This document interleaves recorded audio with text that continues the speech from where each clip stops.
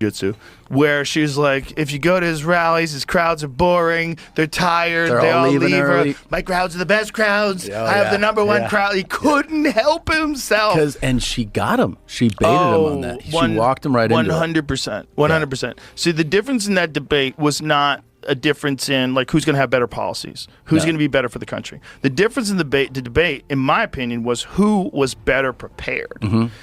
Hey guys, welcome to the show. I wanted to share a Joe Rogan clip that actually really like shocked me. You know, I just came across this video. I think I saw it here on YouTube. Then I checked the media, starting to gain traction all over the media. It's less than like 24 hours, old. But now with this video, which is kind of like the second video, you guys remember, and not long ago, he said some stuff on the podcast that really pissed off Trump, and Trump actually started attacking him, and then he kind of like backtracked a little bit, saying like, oh, like I'm not endorsing. Remember, I kind of forgot, but this was it. He was actually saying that Kamala, could win. She's like, oh, she is gonna win. He was kind of like very firm. What bothers me, the fragility of the human mind. So everybody forever was like, Kamala Harris is the worst vice president. She's the least popular vice president of all time. And then in a moment in time, all of a sudden she's our solution. She's our hero. Everybody's with her. All these social media posts about her. Try Googling a negative story on her. You won't find one. So, ta-da! Okay, you've got, She's going to win. No, she's not. She can win. She absolutely can win. That sounded like an endorsement. So Donald Trump went nuts and started attacking him, and he backtracked right away, saying like, hey, that was just kind of like this random, stuff that I said, but that wasn't an endorsement. I'm really not endorsing, like anyone. Let's listen to this clip first of all. And man, this is bad. Trump is really going to go nuts. He's going to explode. He's going to be attacking Joe Rogan for the next 2 weeks. Because with this clip, he's literally praising Kamala Harris. He's saying that Donald Trump it was just like unprepared, that he just couldn't help himself, that he was baited, and he fell, in every single trap that Kamala Harris was just kind of like laying, out there for him. But anyway, let's listen to the video, and we'll be right back with, some comments, okay? Jitsu, where she's like, if you go to his rallies, his crowds are boring, they're tired, they all leave early. My crowds are the best crowds. I have the number one crowd. He couldn't help himself. And she got him. She baited him on that. She walked him right into it. 100%. 100%. See, the difference in that debate was not a difference in like who's going to have better policies, who's going to be better for the country. The difference in the debate, in my opinion, was who was better prepared. She was way better prepared. And even when it came to answering tough questions, instead of answering, she would just say things that she believes. Yeah, sure. And they sounded real good. Yeah, that's the soundbite. That's called being a savvy politician. It's also called being someone who's working with a team versus someone who's like, they said Trump, that deal was the best deal. They've never seen a deal like this before. They said, how did you put that deal together? People said that was just brilliant. Yeah, I know. He's like, he's not working with a team that's like, I mean, I know he's doing like mock debates. I know he did one with, I think he did one with Tulsi Gabbard, but someone needs to like tell him, like, you've got these tiny little windows, and you should have all the words ready for those windows. He started there should out be no repeating things. Yeah, he started out. So there you have it. That's the clip, guys. A lot of things, to kind of like unpack. It's a short 1-minute video or so, but it really like shocked me because he was very, very, kind of like open and honest and direct about everything that anyone that is not like a MAGA far right supporter that is just kind of like blindly just following the cult leader and the God King, Trump. This is what everybody saw. Guys, I'm supporting Kamala Harris. If you have seen my podcast before, if you have followed some of my prior, older episodes, and by the way, I hadn't been posting on this channel, for a minute, and because right now I'm actually working a lot with Brian Tyler Cohen on his Spanish channel. That's keeping me busy. He launched a channel a year and a half ago, so I've been working with him on a daily basis. We're producing content for the Hispanic community. And I also launched my own Spanish channel. A couple of months ago, I started really working like full-time daily on it. And that also is keeping me busy. So anyway, the thing is that if you have followed my channel, I've definitely been supporting. At that point, it was Biden and, the Democratic Party and a progressive, platform and philosophy and ideals and so on. I'm definitely 100% opposed to Donald Trump winning, the election again. I think he was disastrous for the country. He was bad, the insurrection, the classified documents case, the Georgia election interference case, the finance law violation in New York, and then the sexual abuse, and then the criminal tax fraud, and then the personal tax, violations or fraud with his two sons, inflating the property values and pretty much lying to banks and lying to like insurance companies and so on.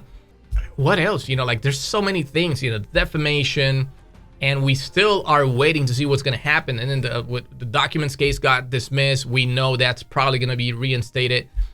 Judge Cannon was already revoked twice before.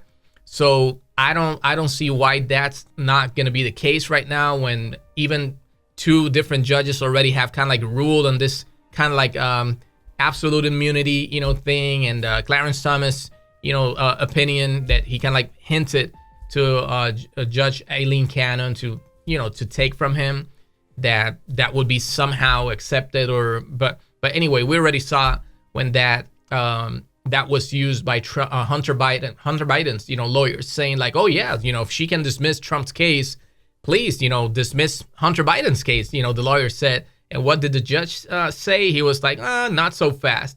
There's no like legal history when it comes to this. There's no tradition. There's nothing based or grounded when it comes to to the law itself to support this decision that Judge Aileen Cannon made. So that's not gonna fly in my court, and we already saw that in the decision that the federal judge made recently when Trump was trying to get also his case moved from the state court to the federal court. This judge in New York from a higher court said like, hey, there's no basis for you to do this. This immunity thing doesn't change anything.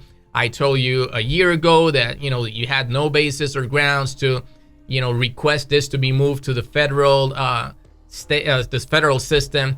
So we already see this is not literally how every case is gonna go, but we already are seeing a little bit how more serious, non-political, judges are responding to Trump's claims that he should be treated differently because of the new immunity decision from the Supreme Court. But anyway, Joe Rogan was stating here that definitely Kamala Harris was very well prepared. Donald Trump wasn't. He was definitely not prepared. That was quite evident. I don't think anyone, unless you're completely deluded, fanatical, and disconnected from reality, detached from reality, would argue that Trump was really well prepared. They even came up with this stupid narrative and conspiracy theory that Kamala Harris like earrings were somehow like Bluetooth or whatever that they were feeding to her, like the answers. They have to get the story straight, because first they say that they gave her the questions, they gave her the questions beforehand, supposedly. ABC denied that. We know that's not true. But anyway, even if they did, okay, let's say she had the question. Now she's super prepared. She got home and she started reading all the questions. I'm gonna kill it when I go to the debate tonight. Why would she need the earrings if she already had the questions? This was what, 2 hours? It was gonna be like what, 7 or 8, maybe 10 questions in total. You don't need a kind of like an earpiece for I don't know who, like Obama, to be feeding Kamala any answer, Tim Walz, or who knows who else. That doesn't even make sense. So either she knew and she was prepared because she had the questions beforehand, or you're saying she was getting a live feed, through her earpiece or something. By just saying that she cheated, that she had the answers beforehand, that she had an earpiece, you're literally admitting that she did a good job. That's why she looked better. That's why she looked more prepared. You're literally admitting it. Joe Rogan was bringing up the fact that Donald Trump is not working, like with a team. That was the sign that Kamala Harris is definitely working with a team. A lot of people that are preparing her for all these things. How are you going to look? How are you going to stand? How are you going to use your hands? What kind of words you want to use? What kind of like facial expression you want to kind of like portray, convey, just show the world. Are you going to look into the camera? Are you going to look Trump and stare him, kind of like stare him down? Everything was methodically kind of like performed. So you can at the same time just know that everything was also methodically kind of like practiced, and she was prepared. So he's definitely right about that. You don't go on the debate stage to literally debate a strong opponent like Donald Trump, who is intimidating, who is non-traditional, I don't know, just kind of like always improvising. You never know what he's gonna come up with, because that's the reality. Donald Trump is a showman. You could tell that he always wanted to run for president. But anyway, he has always been good managing and manipulating the media and performing well in front of cameras, because we know he's a narcissistic individual. We know he loves the attention. He craves being praised and being the center of attention. So whenever the spotlight is shining on Donald Trump, he is literally like fish in the water. This is precisely what he wants. He doesn't care if it's good publicity, bad publicity. It's like, like they say in advertising, even bad publicity, it's just good publicity at the end of the day. You're out there, you're being exposed. Everybody is hearing your name on a daily basis. Right now, he's literally manipulating the media in a masterful way. Not for good. I guess he believes it's for good, but not for good. But look at how we keep talking about every little stupid, chaotic, kind of thing. The debate was a disaster, but we left the debate talking about dogs and cats, and everybody was going crazy that he literally amplified this whole narrative coming from the far right in this case, and people like J.D. Vance and Ted Cruz and some other clowns that have been arguing something that has been completely debunked and dismissed, and by the mayor of the city, the city administrator that was actually fact-checked in real time. And he was just like, he looked like a fool. Everybody was just laughing. Even Kamala kind of like gave him this look and like, what the hell? Like, are you high or something, bro? What did you smoke before coming to the debate? And then even the police down there, did the same thing. Even the lady who shared this, I was actually sharing this on my Spanish podcast. Let me see if I still have it here. The lady who originally shared this news item, now she is saying, she's claiming that she never meant to spark false rumors about Haitians. And the thing is that now she was telling the news on this article. If you read this article on NBC News called, It Just Exploded, Springfield woman claims she never meant to spark false rumors about Haitians. She is saying that she even had to take her daughter, take her out of school, because now she's so afraid. Everything is, kind of like blown out of proportion. And of course, she said something, it went viral, but these people are exploiting it. And the mayor is literally telling these people, can you please stop? We don't need this magnifier over our city. It's making everything worse. Please stop. But they won't stop. Trump is actually saying right now that he's going to go down there to visit them. He's literally saying, I think I may have that one here too. Look at this. Trump plans to visit Springfield, Ohio, the site of his baseless claims about Haitian immigrants. Look at the mayor here saying, Springfield mayor, it would be helpful if politicians understood the weight of their words. And after saying that, he was on TV, literally with CNN, saying like, I need you guys to, please stop. He's trying to be polite because, of course, you don't want to, like, even being polite, they're getting bomb threats every single day. It's been like 4 or 5 days getting back-to-back, like threats. They've been canceling school for kids. They have been evacuating school, like kids from school, I should say. So definitely it's been a disaster. But anyway, going back to the debate and to what Joe Rogan is saying. So I don't know what's the expectation. He has to prepare. Donald Trump is not capable of preparing. You know, Bob Woodward, who interviewed him, and a bunch of other people would say that we're close to him. This guy won't read.